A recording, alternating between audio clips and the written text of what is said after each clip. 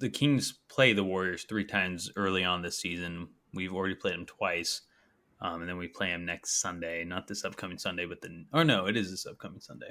We play them on Sunday, so we play them like 3 times very early in the season, and they are the reigning champions, so we're like, oh man, Warriors 3 times early on, like this is gonna suck. But it's no, like the Warriors have not been good. They had lost 5 straight going into Monday's night game against the Kings. So for the Kings to have lost twice to this Warriors team, when it was probably the most convenient time to play them, when they were struggling, and lost them twice, because we're gonna have to play them later this year, and you assume they're gonna figure it out by now or by then. That's kind of a bummer too. Yeah. The Warriors are not an easy matchup, and they played a very, very beatable Warriors team twice already. Really, even if we didn't know early on they were very beatable, but hopefully they can beat them on Sunday.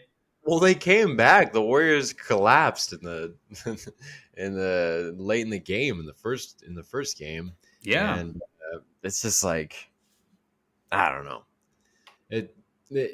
It's a great point, because it's just like, well, they better win at home against them, because they don't see them again until the end of the season.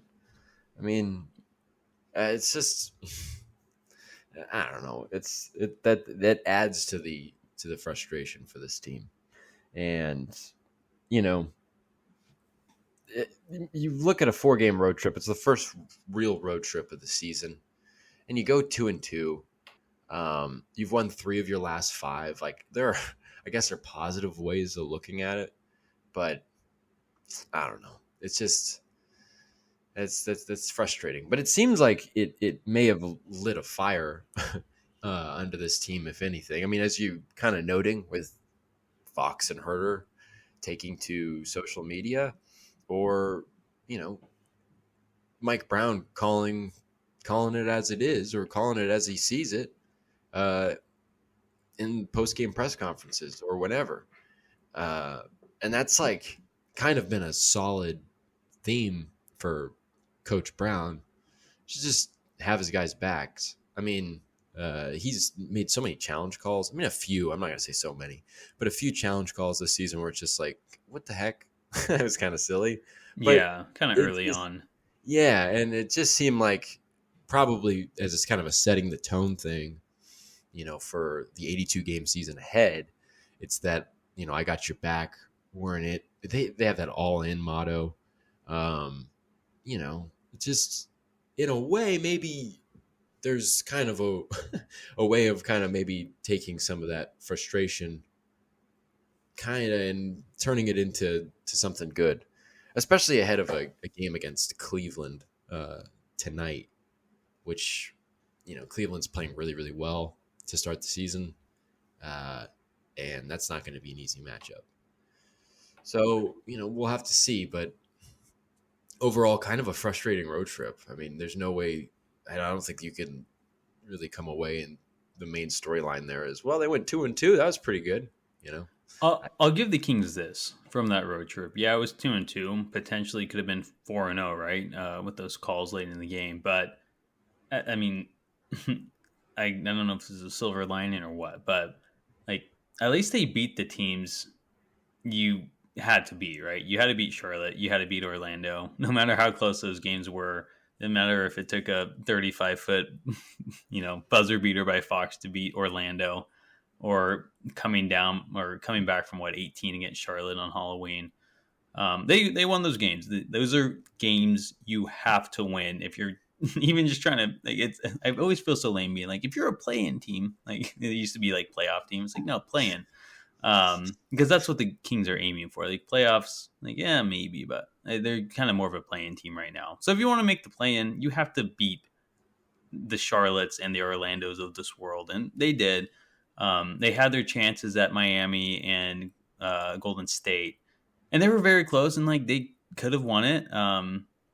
They did let each team get back into it very late in those games.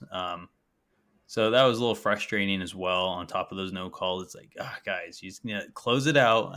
But Miami and Golden State, those are two very, they're very good teams, and you expect that from them.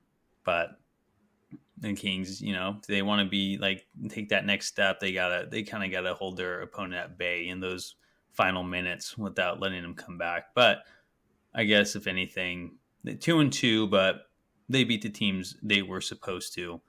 But yeah, tonight they're gonna have a tough one against Cleveland at home. Man, I mean, I don't want to get ahead. I know we're gonna talk about this road trip, but I don't see. I mean, I just feel like Cleveland's gonna kill us.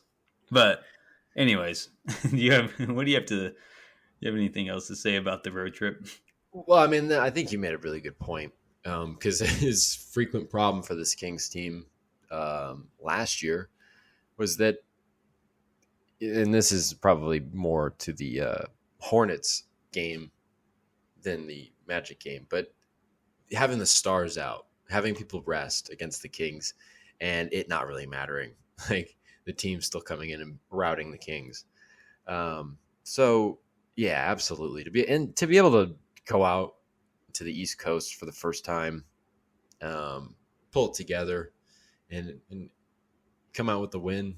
That was fantastic. And Orlando, I mean, that was a really fun game to watch. Orlando's a very interesting team. They're one of the more interesting teams in the league, just kind of due to the injury situation that has them playing so big.